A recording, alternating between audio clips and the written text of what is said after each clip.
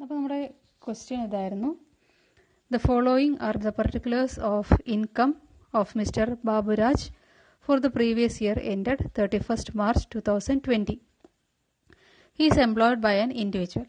അപ്പോൾ മിസ്റ്റർ ബാബുരാജ് എന്ന് പറയുന്ന വ്യക്തിയുടെ പ്രീവിയസ് ഇയറിലെ സാലറിയുടെ ഡീറ്റെയിൽസ് ആണ് നമുക്ക് തന്നിരിക്കുന്നത്. ഇപ്പോൾ സാലറി എന്ന് പറയുന്നത് 9,000 പെർ മന്ത് ആണ്.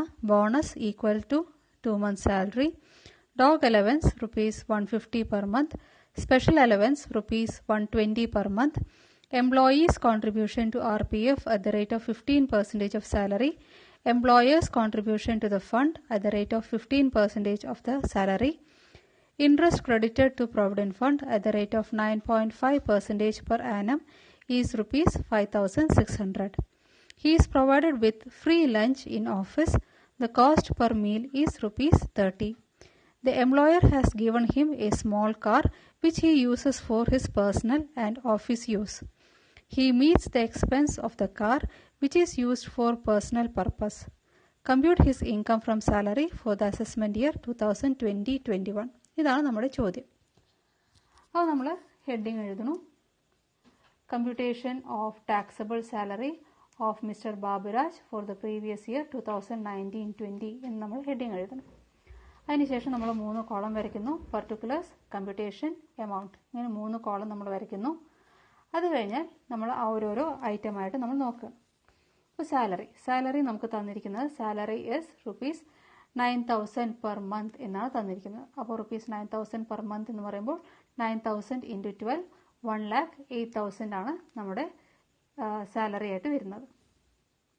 പിന്നെ bonus is equal to 2 months salary. Bonus എന്ന് പറയുന്നത് 2 മാസത്തെ ശമ്പളത്തിന് തുല്യമാണ്. അപ്പോൾ ശമ്പളം എന്ന് പറയുന്നത് 9,000 ആണ്. അപ്പോൾ 9,000 × 2 നമുക്ക് 18,000 കിട്ടും. പിന്നെ തന്നിരിക്കുന്ന ഒരു പ്രത്യേക തരം അലവൻസ് ആണ്. നമ്മൾ ഇതുവരെ കേൾക്കാത്ത ഒരു ടൈപ്പ് അലവൻസ് ആണ് ഡോഗ് അലവൻസ്. അപ്പോൾ നമ്മൾ പഠിച്ചിട്ടുണ്ട് അലവൻസ് 3 ആയിട്ടാണ് ക്ലാസിഫൈ ചെയ്യുന്നത് എന്ന് നമ്മൾ പഠിച്ചിട്ടുണ്ട്. അതായത് fully taxable allowance which are exempted to a particular limit, പിന്നെ ഫുള്ളി എക്സംപ്റ്റഡ് അലവൻസ്. ഇങ്ങനെ 3 ടൈപ്പ് അലവൻസ് ആണുള്ളത്. അപ്പോൾ ഈ 3 ടൈപ്പ് അലവൻസിൽ ഇത് എവിടെയെങ്കിലും വരുന്നുണ്ടോ എന്നുള്ളത് നമ്മൾ നോക്കുക. അപ്പോൾ ഫുള്ളി ടാക്സബിൾ അലവൻസിൽ ഇങ്ങനെ ഡോഗ് അലവൻസ് എന്ന് പറഞ്ഞൊരു അലവൻസ് ഒന്നും സ്പെസിഫൈ ചെയ്ത് പറഞ്ഞിട്ടുണ്ടാവില്ല. പക്ഷേ ഈ ഡോഗ് അലവൻസ് എന്നുള്ളത് allowance which is exempted to a particular limit എന്ന് പറയുന്ന കാറ്റഗറിയിലും വരുന്നില്ല. ഫുള്ളി ടാക്സ് ഫ്രീ അലവൻസ് എന്നുള്ള, അതായത് ടാക്സിൽ നിന്നും ഒഴിവാക്കിയ അലവൻസ് എന്നുള്ള കാറ്റഗറിയിലും വരുന്നില്ല. അപ്പോൾ ആ 2 കാറ്റഗറിയിലും വരാത്തത് കൊണ്ട് തന്നെ we can classify the dog allowance as A fully taxable allowance. അപ്പോൾ എപ്പോഴും ശ്രദ്ധിക്കേണ്ട കാര്യം ഇതാണ്. നമുക്കൊരു പുതിയതായിട്ടുള്ള ഒരു അലവൻസ് തരികയാണ് എങ്കിൽ, അതായത് നമ്മൾ ഇതിനു മുമ്പ് കേൾക്കാത്ത ഒരു അലവൻസ് നമുക്ക് തരികയാണ് എങ്കിൽ, ക്വസ്റ്റനിൽ വരികയാണ് എങ്കിൽ നമ്മൾ നോക്കേണ്ടത് അത് ഈ allowance exempted to a particular limit എന്ന് പറയുന്ന കാറ്റഗറിയിൽ വരുന്നുണ്ടോ, അതുപോലെ ഫുള്ളി എക്സംപ്റ്റഡ് ഫ്രം ടാക്സ് എന്ന് പറയുന്ന കാറ്റഗറിയിൽ വരുന്നുണ്ടോ എന്നുള്ളത് ചെക്ക് ചെയ്യുക. ഈ 2 കാറ്റഗറിയിലും വരാത്ത ഒരു അലവൻസ് ആണ് എങ്കിൽ നമ്മൾ അതിനെ എങ്ങനെ ക്ലാസിഫൈ ചെയ്യണം? ഫുള്ളി ടാക്സബിൾ അലവൻസ് ആയിട്ട് ക്ലാസിഫൈ ചെയ്യണം. അപ്പോൾ ഇവിടെ dog allowance is A fully taxable allowance. അപ്പോൾ ഡോഗ് അലവൻസ് ആയി കിട്ടുന്നത് ₹150 പെർ മന്ത് ആണ്. അപ്പോൾ 150 × 12 നമുക്ക് 1,800 അലവൻസ് എമൗണ്ട് കിട്ടും. പിന്നെ വരുന്ന വേറൊരു അലവൻസ് ആണ് സ്പെഷ്യൽ അലവൻസ്. ഇതും ഒരു ഫുള്ളി ടാക്സബിൾ അലവൻസ് ആണ്. കാരണം സ്പെഷ്യൽ അലവൻസ് എന്ന് പറയുന്ന അലവൻസ് ഏത് കാറ്റഗറിയിലൊന്നും പെടുന്നില്ല. Allowance exempted to a particular limit എന്ന് പറയുന്ന കാറ്റഗറിയിലും പെടുന്നില്ല, അതുപോലെ ടാക്സ് ഫ്രീ അലവൻസ് എന്ന് പറയുന്ന കാറ്റഗറിയിലും പെടുന്നില്ല. അപ്പോൾ 2 കാറ്റഗറിയിൽ പെടാത്തത് കൊണ്ട് തന്നെ നമ്മൾ സ്പെഷ്യൽ അലവൻസിനെ എന്തായിട്ട് ട്രീറ്റ് ചെയ്യും? ഫുള്ളി ടാക്സബിൾ അലവൻസ് ആയിട്ട് ട്രീറ്റ് ചെയ്യും. അപ്പോൾ 120 പെർ മന്ത് ആണ് അലവൻസ് എമൗണ്ട്. അപ്പോൾ 120 × 12 ചെയ്യുമ്പോൾ നമുക്ക് 1,440 എന്ന എമൗണ്ട് കിട്ടും. പിന്നെ വരുന്നതാണ് എംപ്ലോയീസ് കോൺട്രിബ്യൂഷൻ ടു RPF. നമ്മൾ പഠിച്ചിട്ടുണ്ട് employees contribution to RPF is a part of salary. അത് സാലറിയുടെ ഒരു ഭാഗമാണ് എന്ന് നമ്മൾ പറയുന്നുണ്ട്. അപ്പോൾ അതിൽ എന്തിൽ കൂട്ടേണ്ട കാര്യമില്ല? വീണ്ടും നമ്മുടെ ടാക്സബിൾ സാലറിയിൽ വീണ്ടും അത്, കാരണം അത് ഏതിൽ ഇൻക്ലൂഡഡ് ആണ്? ഈ സാലറി എന്ന് പറയുന്ന എമൗണ്ടിൽ അത് ഓൾറെഡി ഇൻക്ലൂഡഡ് ആണ്. അപ്പോൾ വീണ്ടും അത് ഇവിടെ കാണിക്കേണ്ട കാര്യമില്ല, ഒരു ടാക്സബിൾ എമൗണ്ട് ആയിട്ട് അത് കാണിക്കേണ്ട കാര്യമില്ല. അപ്പോൾ നമ്മൾ എംപ്ലോയീസ് കോൺട്രിബ്യൂഷൻ ടു RPF എന്ന് എഴുതിയിട്ട് it is a part of salary എന്ന് എഴുതി എമൗണ്ട് കോളത്തിൽ നമ്മൾ നിൽ എന്ന് എഴുതും. പിന്നെ വരുന്നതാണ് employers contribution to RPF. Employers contribution to fund എന്നേ പറയുള്ളൂ. ഇത് actually employers contribution to RPF ആണ്. അപ്പോൾ നമ്മുടെ റൂൾ പ്രകാരം employers contribution to RPF in excess of 12% of salary is taxable എന്നാണ് നമ്മുടെ റൂള്. ഇവിടെ എംപ്ലോയർ എത്രയാണ് കോൺട്രിബ്യൂട്ട് ചെയ്തിരിക്കുന്നത്? 15% ആണ് കോൺട്രിബ്യൂട്ട് ചെയ്തിരിക്കുന്നത്. നമുക്ക് എത്ര ശതമാനം വരെ അലവബിൾ ഉള്ളൂ? 12% വരെ നമുക്ക് അലവബിൾ ഉള്ളൂ. അപ്പോൾ എക്സസ് ആയി വരുന്നത് എത്രയാണ്? 3% എക്സസ് ആയിട്ട് വരും. അപ്പോൾ 3% ഓഫ് സാലറി. ഇവിടെ സാലറി എന്ന് പറയുന്നത് ഏത് മാത്രമേ വരുന്നുള്ളൂ? ബേസിക് സാലറി മാത്രമേ വരുന്നുള്ളൂ. കാരണം DA തന്നിട്ടില്ല, കമ്മീഷനും തന്നിട്ടില്ല. അപ്പോൾ ഏത് മാത്രമേ വരുള്ളൂ?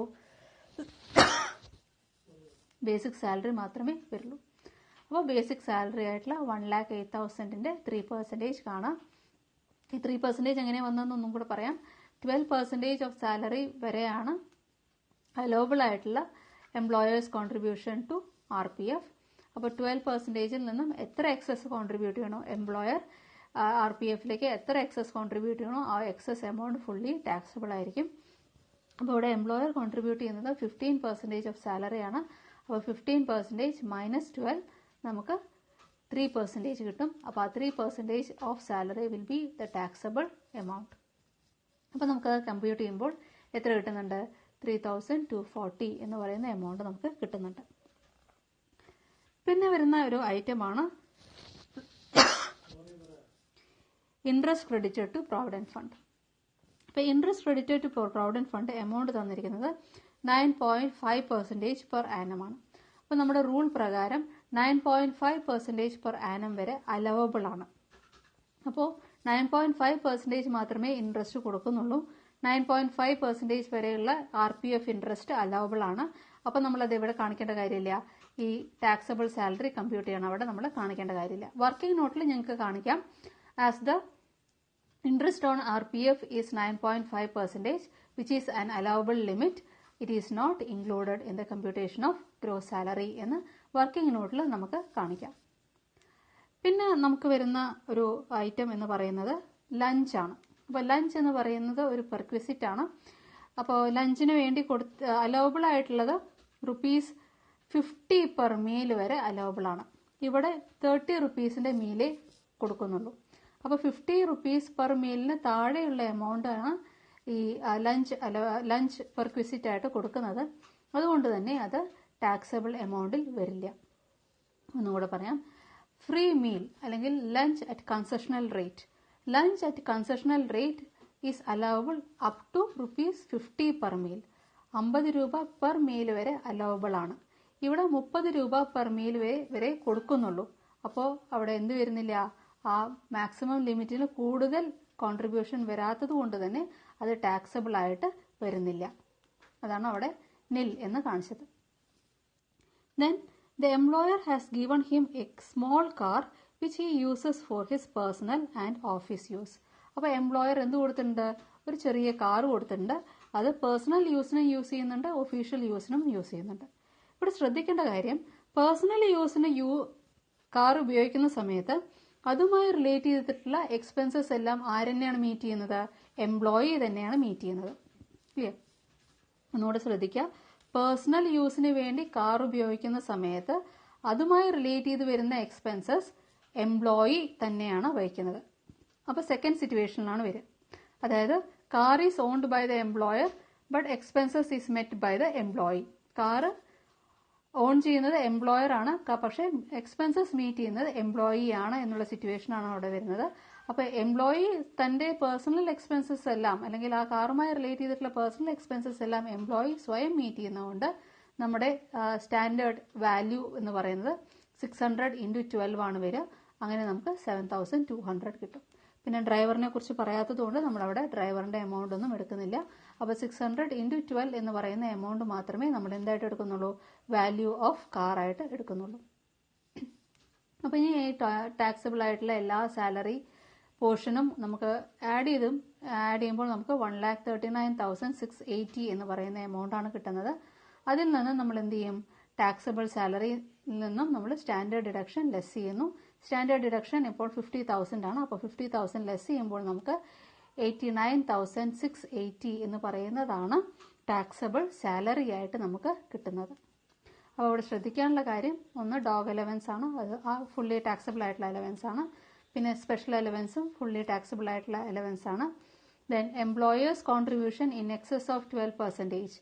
അപ്പോൾ 15% ആണ് എംപ്ലോയർ കോൺട്രിബ്യൂട്ട് ചെയ്യുന്നത്. അപ്പോൾ 15%-ൽ നിന്നും 12% അലവബിൾ ലിമിറ്റ് ലെസ് ചെയ്യുമ്പോൾ 3% ആണ് നമുക്ക് എക്സസ് കോൺട്രിബ്യൂഷൻ വരുന്നത്. ആ 3% ഓഫ് 1,08,000. ഈ 1,08,000 വരാൻ കാരണം salary for the computation of RPF എന്ന് പറയുന്നത് basic salary plus DA forming part of terms of employment plus commission forming fixed percentage of turnover എന്നാണ് വരുന്നത്. അപ്പോൾ നമ്മുടെ ക്വസ്റ്റ്യനിൽ DAയും ഇല്ല, അതുപോലെ കമ്മീഷനും ഇല്ല. അപ്പോൾ നമ്മൾ എന്ത് മാത്രം എടുത്താൽ മതി? സാലറി മാത്രം എടുത്താൽ മതി. അപ്പോൾ സാലറി മാത്രം എടുത്തത് കൊണ്ടാണ് ഈ 15% മൈനസ് 12%-ൽ ആ എക്സസ് വരുന്ന 3% ഈ 1,08,000-ൽ നമ്മൾ കമ്പ്യൂട്ട് ചെയ്യുന്നത്. അപ്പോൾ നമുക്ക് എത്ര എമൗണ്ട് കിട്ടുന്നുണ്ട്? 3,240 എന്ന് പറയുന്ന എമൗണ്ട്, ടാക്സബിൾ എമൗണ്ട് നമുക്ക് കിട്ടുന്നുണ്ട്. പിന്നെ ലഞ്ചിൻ്റെ കേസാണ്. ലഞ്ചിൻ്റെ കേസിൽ കോസ്റ്റ്, അലവബിൾ കോസ്റ്റ് എന്ന് പറയുന്നത് ₹50 പെർ മീലാണ് അലവബിൾ കോസ്റ്റ്. ഇവിടെ ലഞ്ചിന് വേണ്ടി കൊടുക്കുന്നത് ₹30 പെർ മീലാണ്. അപ്പോൾ അലവബിൾ ലിമിറ്റിനേക്കാളും കുറവായതുകൊണ്ട് തന്നെ അവിടെ എന്ത് വരില്ല? ടാക്സബിൾ എമൗണ്ട് വരില്ല. അടുത്തത് വരുന്നത് കാറിനെ കുറിച്ചാണ്. കാർ യൂസ് ചെയ്യുന്നത് പേഴ്സണൽ പർപ്പസിന് വേണ്ടിയിട്ടും യൂസ് ചെയ്യുന്നുണ്ട്, ഒഫീഷ്യൽ പർപ്പസിന് വേണ്ടിയിട്ടും യൂസ് ചെയ്യുന്നുണ്ട്. The car is owned by the employer, but the expenses are met by the employee. Employee ആണ് ഇവിടെ എക്സ്പെൻസസ്, പേഴ്സണൽ എക്സ്പെൻസുമായിട്ട് വരുന്നതെല്ലാം എംപ്ലോയി തന്നെയാണ് മീറ്റ് ചെയ്യുന്നത്. അതുകൊണ്ടാണ് ഇവിടെ ആ ഒരു സ്റ്റാൻഡേർഡ് റേറ്റ് എന്ന് പറയുന്നത് 600 × 12 എന്ന് വന്നത്. പിന്നെ ഡ്രൈവറിനെ കൊടുത്തിട്ടുണ്ട് എന്ന് പറഞ്ഞിട്ടില്ല. അപ്പോൾ നമ്മൾ എന്തെടുത്തിട്ടില്ല? 900 × 12 നമ്മൾ എടുത്തിട്ടില്ല. അപ്പോൾ വാല്യൂ ഓഫ് ദ കാർ എന്ന് പറയുന്നത് 600 × 12 7,200 വരും. ടോട്ടൽ ഗ്രോസ് സാലറി നമ്മൾ കണ്ടുപിടിക്കുന്നു. അതിൽ നിന്നും 50,000 rupees നമ്മൾ എന്ത് ലെസ് ചെയ്യുന്നു? സ്റ്റാൻഡേർഡ് ഡിഡക്ഷൻ നമ്മൾ ലെസ് ചെയ്യുന്നു. അപ്പോൾ 89,680 ആണ് നമ്മുടെ ടാക്സബിൾ സാലറി ആയിട്ട് വരിക.